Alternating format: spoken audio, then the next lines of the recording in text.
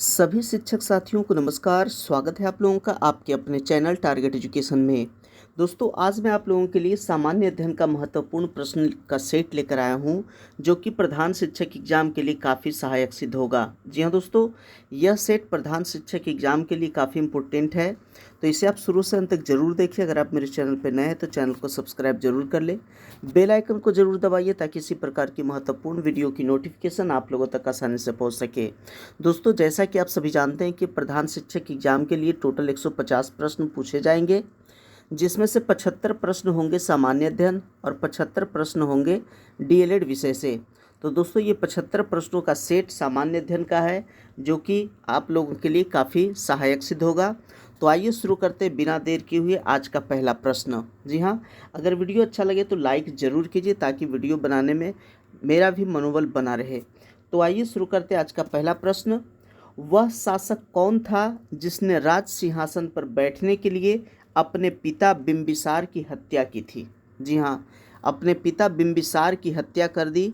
वह कौन था? तो दोस्तों, इसका सही आंसर हो जाएगा ऑप्शन बी, अजात शत्रु। जी हाँ, अजात शत्रु था जो अपने पिता बिंबिसार की हत्या किया था, और इसी कारण से इसे पितृहंता कहा जाता है। जी हाँ, पितृहंता कहा जाता है अजात शत्रु को, यानी कि पिता की हत्या करने वाला पितृहंता। और दोस्तों, अजात शत्रु की भी हत्या उसका पुत्र ही उदायीन ने कर दिया था। जी हाँ, उदायीन जो था अजात शत्रु का पुत्र था, जो अजात शत्रु की हत्या कर दिया था।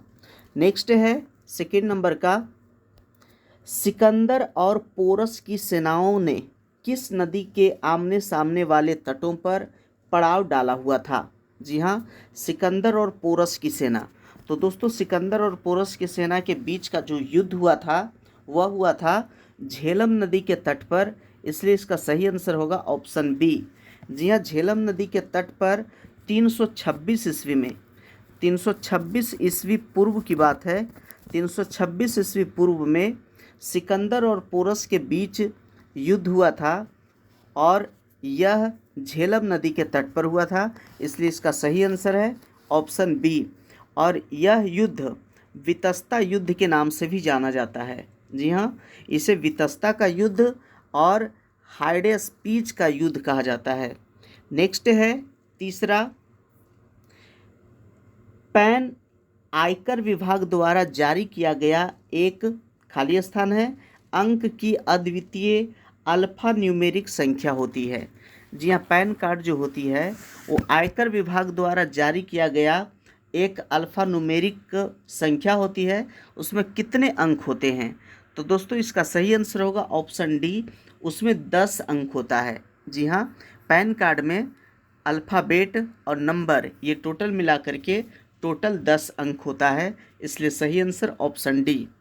नेक्स्ट है 4 नंबर का, उस गणतंत्र का नाम बताइए जो 6ठी शताब्दी ईसा पूर्व 8 राज्यों का एक संघ था। जी हाँ, 8 राज्यों का एक संघ था, वह कौन सा था? तो दोस्तों, इसका सही आंसर होगा ऑप्शन बी, वज्जी। जी हाँ, वज्जी जो था यह 8 राज्यों का एक संघ था। नेक्स्ट है 5 नंबर का, कि उस साम्राज्य का नाम जिसने पहली बार युद्ध में हाथी का इस्तेमाल किया था। तो दोस्तों, इसका सही आंसर हो जाएगा ऑप्शन बी, मगध। जी हाँ, मगध साम्राज्य ही था जो पहली बार युद्ध में हाथी का इस्तेमाल किया था। नेक्स्ट है 6 नंबर का, कि अकबर के शासनकाल में भू राजस्व सुधारों के लिए कौन उत्तरदायी था? जी हाँ दोस्तों, अकबर के शासनकाल में भू राजस्व सुधार के लिए कौन उत्तरदायी था? तो इसका सही आंसर होगा ऑप्शन सी, राजा टोडरमल। जी हाँ, राजा टोडरमल अकबर के दरबार के 9 रत्नों में से एक थे। जी हाँ, राजा टोडरमल। नेक्स्ट है 7 नंबर का, अकबर के एकमात्र हिंदू दरबारी ने दीन ए इलाही को स्वीकार किया था, और वह हिंदू दरबारी कौन था? तो दोस्तों, इसका सही आंसर होगा ऑप्शन बी, बीरबल। जी हाँ, बीरबल ही एक ऐसे हिंदू दरबारी थे जिन्होंने अकबर के द्वारा लागू किया गया दीन ए इलाही धर्म को स्वीकार किया था, और अकबर को बचपन में उसको अकबर का जो बचपन का नाम था वो महेश दास था, और यही महेश दास बीरबल का जो बचपन का नाम था महेश दास था। जी हाँ, महेश दास।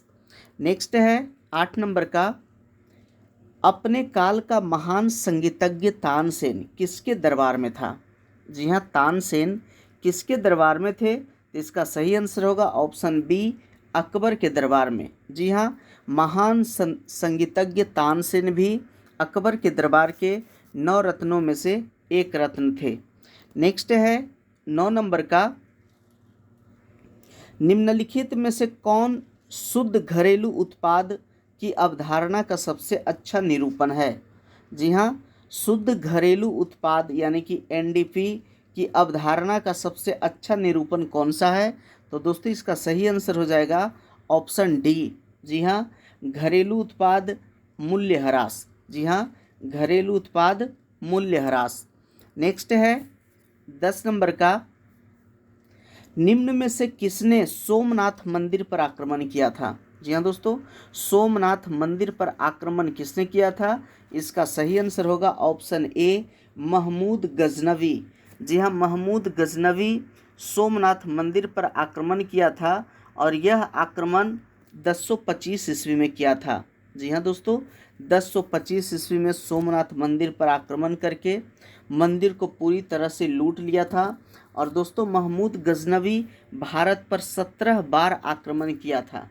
जी हाँ, 17 बार आक्रमण किया था, और महमूद गजनवी की मृत्यु 1030 ईस्वी में हो गई। 1030 ईस्वी में मृत्यु हो गई महमूद गजनवी का, यानी कि 1025 में सोमनाथ मंदिर लूटा, और 1030 में यानी कि 5 साल बाद 1030 ईस्वी में महमूद गजनवी की मृत्यु हो गई। नेक्स्ट है 11 नंबर का, कि साइमन कमीशन का भारत में विरोध किया गया क्यों? जी हाँ दोस्तों, साइमन कमीशन का भारत में विरोध किया गया था। क्यों किया गया था? तो इसका सही आंसर है ऑप्शन सी, इसके सभी सदस्य अंग्रेज थे। जी हाँ दोस्तों, साइमन कमीशन के टोटल सदस्य अंग्रेज थे, और इसलिए इसका विरोध किया गया था। नेक्स्ट है 12 नंबर का, ब्रह्म समाज का संस्थापक कौन थे? जी हाँ दोस्तों, ब्रह्म समाज के संस्थापक कौन थे?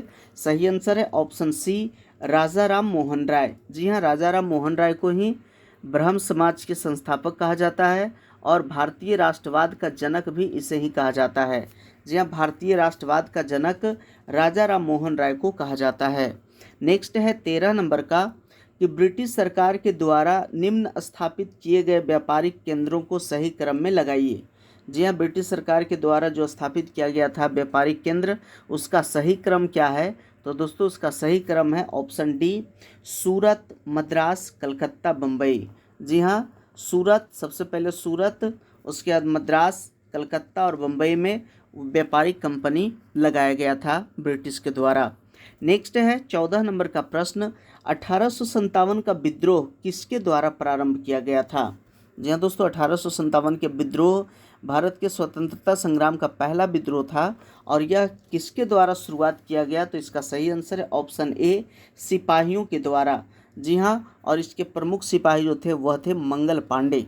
जी हाँ, मंगल पांडे के द्वारा ही, जो कि एक सिपाही थे, 1857 का विद्रोह शुरू किया गया था। नेक्स्ट है 15 नंबर का, कि किसके द्वारा वर्ष 1905 में बंगाल का विभाजन किया गया था? जी हाँ, 1905 इसमें बंगाल का विभाजन किया गया था, वह किसके द्वारा किया गया था? तो इसका सही आंसर है ऑप्शन डी, लॉर्ड कर्जन के द्वारा। जी हाँ, लॉर्ड कर्जन के द्वारा 1905 ईस्वी में बंगाल का विभाजन कर दिया गया था, ये पूर्वी बंगाल और पश्चिमी बंगाल। नेक्स्ट है 16 नंबर का, कि होम रूल आंदोलन किसके द्वारा प्रारंभ किया गया था? जी हाँ दोस्तों, होम रूल आंदोलन, तो इसका सही आंसर है ऑप्शन बी, बीजी तिलक यानी कि बाल गंगाधर तिलक के द्वारा होम रूल आंदोलन आरंभ किया गया था। नेक्स्ट है 17 नंबर का, मोतीलाल नेहरू व चित्तरंजन दास किसके संस्थापक सदस्य थे? तो दोस्तों इसका सही आंसर होगा ऑप्शन डी, स्वराज पार्टी के संस्थापक थे। जी हाँ, स्वराज पार्टी के संस्थापक मोतीलाल नेहरू और चित्तरंजन दास थे। नेक्स्ट है 18 नंबर का, वंदे मातरम किसके द्वारा लिखा गया है? जी हाँ दोस्तों, वंदे मातरम यह किसके द्वारा लिखा गया है? तो इसका सही आंसर है ऑप्शन सी बंकिम चंद्र चट्टोपाध्याय। जी हाँ, बंकिम चंद्र चटर्जी भी नाम आता है और चट्टोपाध्याय भी नाम आता है। तो वंदे मातरम जो है राष्ट्रीय गीत बंकिम चंद्र चटर्जी के द्वारा लिखा गया है। नेक्स्ट है 19 नंबर का कि महात्मा गांधी ने 1930 में सविनय अवज्ञा आंदोलन की शुरुआत कहाँ की थी। जी हाँ, महात्मा गांधी 1930 में सविनय अवज्ञा आंदोलन की शुरुआत की थी, तो वो कहाँ से किए थे। तो इसका सही आंसर है ऑप्शन डी दांडी से। जी हाँ, दांडी यात्रा जब निकाले थे तो सविनय अवज्ञा आंदोलन की शुरुआत दांडी यात्रा से ही किए थे 5 अप्रैल 1930 ईस्वी से। जी हाँ, 5 अप्रैल 1930 ईस्वी को शुरू किए थे दांडी यात्रा। नेक्स्ट है 20 नंबर का पानीपत का तीसरा युद्ध किस वर्ष हुआ था। जी हाँ दोस्तों, पानीपत का तीसरा युद्ध किस वर्ष हुआ था। तो इसका सही आंसर है ऑप्शन सी 1761 ईस्वी में। जी हाँ, 1761 ईस्वी में मराठा और अहमद शाह अब्दाली के बीच हुआ था। मराठा और अहमद शाह अब्दाली के बीच हुआ था और इस युद्ध में अहमद शाह अब्दाली विजयी हुआ था। जी हाँ, अहमद शाह अब्दाली विजयी हुआ था और पानीपत का जो तीसरी युद्ध हुआ था वो हुआ था 1761 ईस्वी में। नेक्स्ट है 21 नंबर का प्रश्न कि प्रशांत महासागर में अंध महासागर को जोड़ने वाली नहर कौन सी है। तो दोस्तों इसका सही आंसर है ऑप्शन सी पनामा नहर। जी हाँ, पनामा नहर जिसका निर्माण 1914 ईस्वी में किया गया था। नेक्स्ट है 22 नंबर का कि उत्तर अमेरिका के तट से गुजरने वाली ठंडी महासागरीय धारा का नाम क्या है। जी हाँ दोस्तों, उत्तर अमेरिका के तट से गुजरने वाली ठंडी महासागरीय धारा का नाम क्या है। इसका सही आंसर होगा ऑप्शन सी लेब्राडोर धारा। जी हाँ, लेब्राडोर धारा। नेक्स्ट है 23 नंबर का विश्व में सर्वाधिक व्यस्त समुद्री व्यापार मार्ग कौन सी है। जी हाँ, विश्व में सबसे ज़्यादा व्यस्त समुद्री व्यापार मार्ग कौन सा है। इसका सही आंसर होगा ऑप्शन ए अटलांटिक महासागर। जी हाँ दोस्तों, अटलांटिक महासागर। नेक्स्ट है 24 नंबर का 24 नंबर का प्रश्न है कि टैगा का अर्थ क्या है। जी हाँ दोस्तों, टैगा का अर्थ क्या है। इसका सही आंसर है ऑप्शन बी शंकुधारी वन। जी हाँ, टैगा का अर्थ होता है शंकुधारी वन। नेक्स्ट है 25 नंबर का कि आभासी वृक्ष रहित विरल वनस्पति कहाँ पाई जाती है। आभासी वृक्ष रहित विरल वनस्पति कहाँ पाई जाती है। इसका सही आंसर होगा ऑप्शन सी टुंड्रा प्रदेश में, यानी कि ठंडे प्रदेश में। नेक्स्ट है 26 नंबर का चिल्का झील कहाँ स्थित है। जी हाँ, चिल्का झील कहाँ है। ऑप्शन है उड़ीसा, बिहार, राजस्थान, महाराष्ट्र। तो दोस्तों चिल्का झील जो है वह है उड़ीसा में। जी हाँ, यह चिल्का झील उड़ीसा में स्थित है। नेक्स्ट है 27 नंबर का कि अंडमान निकोबार द्वीप में गद्दीदार चोटी यानी कि सैडल पिक कहाँ स्थित है। जी हाँ, गद्दीदार चोटी कहाँ स्थित है। इसका सही आंसर है ऑप्शन डी उत्तरी अंडमान में। जी हाँ, उत्तरी अंडमान में स्थित है। नेक्स्ट है 28 नंबर का GNP का अर्थ क्या है। जी हाँ दोस्तों, GNP का अर्थ क्या है। तो इसका सही आंसर हो जाएगा ऑप्शन डी सकल राष्ट्रीय उत्पाद। जी हाँ, सकल राष्ट्रीय उत्पाद, ग्रॉस नेशनल प्रोडक्ट। नेक्स्ट है 29 नंबर का मिश्रित अर्थव्यवस्था का क्या तात्पर्य है। जी हाँ दोस्तों, मिश्रित अर्थव्यवस्था का क्या तात्पर्य है। तो इसका सही आंसर हो जाएगा ऑप्शन सी सार्वजनिक और निजी क्षेत्रों का सह अस्तित्व। जी हाँ, मिश्रित माने मिला हुआ, यानी कि सार्वजनिक क्षेत्र और निजी क्षेत्र दोनों को मिला करके मिश्रित अर्थव्यवस्था कहा जाता है। नेक्स्ट है 30 नंबर का भारत के किस राज्य में उच्च स्तरीय थोरियम वाले मोनोजाइट का सबसे ज़्यादा भंडार है। जी हाँ, भारत के कौन से राज्य में उच्च स्तरीय थोरियम वाले मोनोजाइट का सबसे ज़्यादा भंडार है। तो इसका सही आंसर होगा ऑप्शन ए केरल में। नेक्स्ट है 31 नंबर का कि निम्नलिखित में से भारत का वह राज्य कौन सा है जो गंधक के उत्पादन में आगे है। जी हाँ दोस्तों, भारत का कौन सा राज्य गंधक यानी कि सल्फर के उत्पादन में सबसे आगे है? इसका सही आंसर हो जाएगा ऑप्शन बी, महाराष्ट्र। जी हाँ, महाराष्ट्र। नेक्स्ट है 32 नंबर का, हिमालय के स्थान पर कौन सा सागर विद्यमान था? जी हाँ दोस्तों, हिमालय के स्थान पर, जहाँ पे अभी हिमालय है उसके स्थान पर एक सागर था, वह कौन सा था? इसका सही आंसर है ऑप्शन सी, टेथिस सागर। जी हाँ, टेथिस सागर। नेक्स्ट है 33 नंबर का, कि कौन सा राज्य बावड़ियों के लिए प्रसिद्ध है? जी हाँ दोस्तों, बावड़ियों के लिए प्रसिद्ध कौन सा राज्य है? इसका सही आंसर है ऑप्शन बी, गुजरात राज्य। जी हाँ, गुजरात राज्य जो है बावड़ी के लिए प्रसिद्ध है, और रानी की बावड़ी वहाँ की प्रसिद्ध एक बावड़ी है, जिसको 2014 में यूनेस्को में शामिल किया गया है। जी हाँ, यूनेस्को ने उसको विश्व विरासत स्थल घोषित कर दिया है, जो कि गुजरात में है। नेक्स्ट है 34 नंबर का, कि निम्नलिखित में से किसको सूर्य की ऊर्ध्वाधर किरणें नहीं मिलती है? जी हाँ, सूर्य की ऊर्ध्वाधर किरण किसको नहीं मिलती है? इसका सही आंसर है ऑप्शन डी, श्रीनगर को। जी हाँ दोस्तों, श्रीनगर को। नेक्स्ट है 35 नंबर का, कि निम्नलिखित में से कौन से राज्य की सीमा म्यांमार से नहीं लगती है? जी हाँ, कौन सा देश का सीमा म्यांमार से नहीं लगती है? सही आंसर है ऑप्शन ए, असम की सीमा। जी हाँ, असम की सीमा जो है म्यांमार से नहीं लगती है, क्योंकि असम की सीमा जो है अरुणाचल प्रदेश, नागालैंड, मणिपुर, त्रिपुरा, मेघालय और पश्चिम बंगाल से इसकी सीमा, पश्चिम बंगाल के साथ साथ मिजोरम से इसकी सीमा लगती है, इसलिए इसकी सीमा म्यांमार से नहीं लगती है। जबकि मणिपुर, अरुणाचल प्रदेश और मिजोरम, ये तीनों की सीमाएं म्यांमार से लगती है। नेक्स्ट है 36 नंबर का, किसी वस्तु का मूल्य रुपयों में व्यक्त किया जाना क्या कहलाता है? जी हाँ, किसी वस्तु का मूल्य रुपयों में व्यक्त किया जाना क्या कहलाता है? इसका सही आंसर होगा ऑप्शन ए, कीमत कहलाता है। जी हाँ, कि उस वस्तु का कीमत क्या है।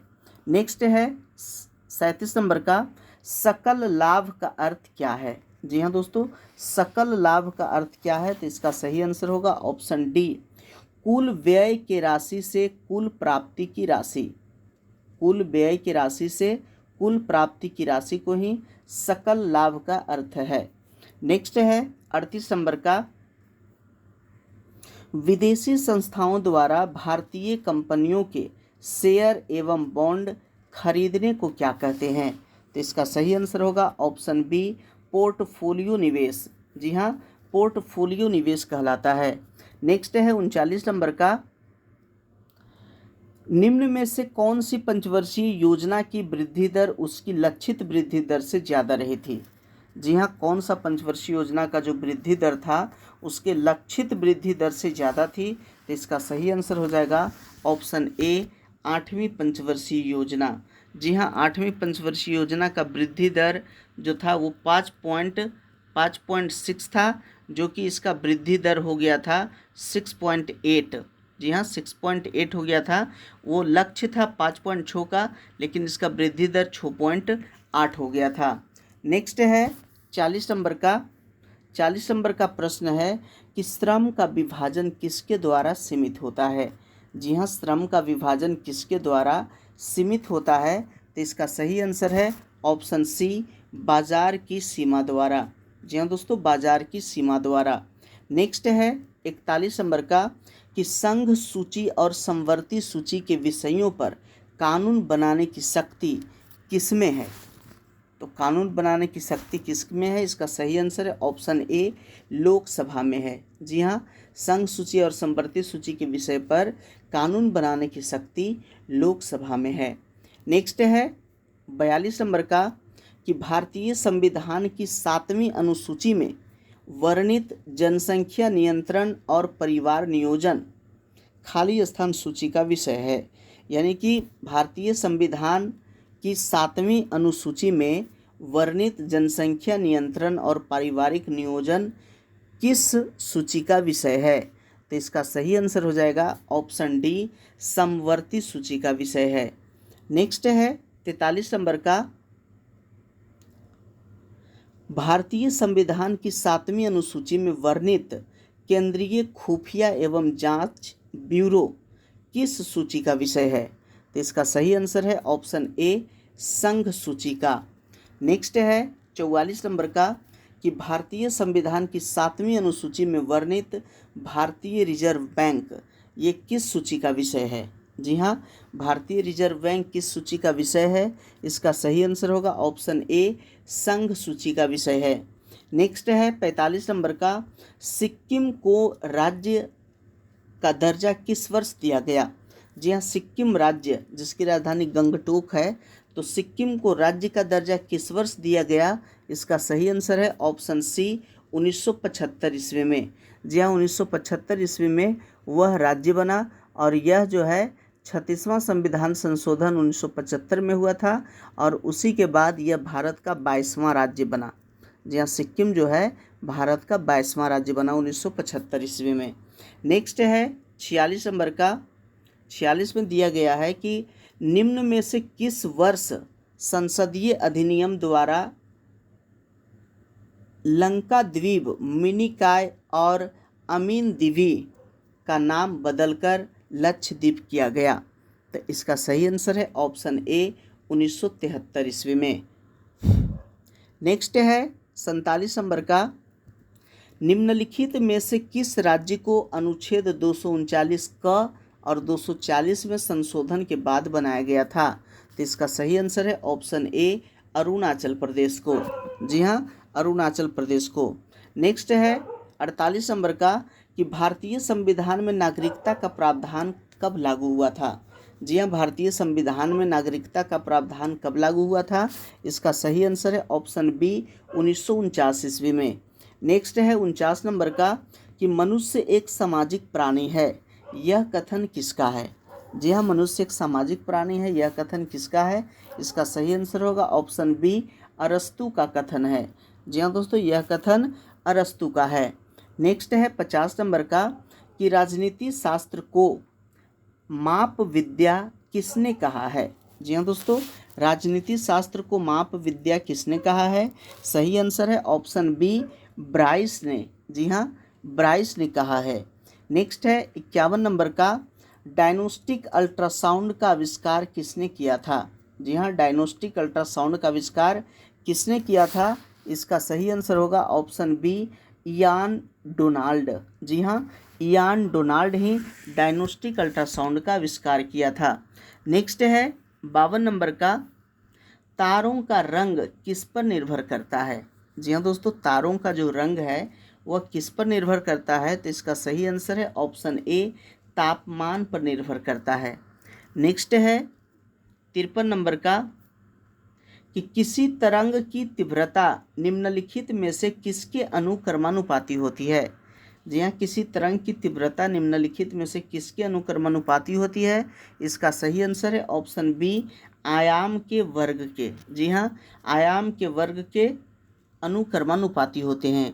नेक्स्ट है 54 नंबर का कि मधुमक्खी का डंक किससे युक्त होता है? जी हाँ, यानी कि मधुमक्खी के डंक में क्या होता है?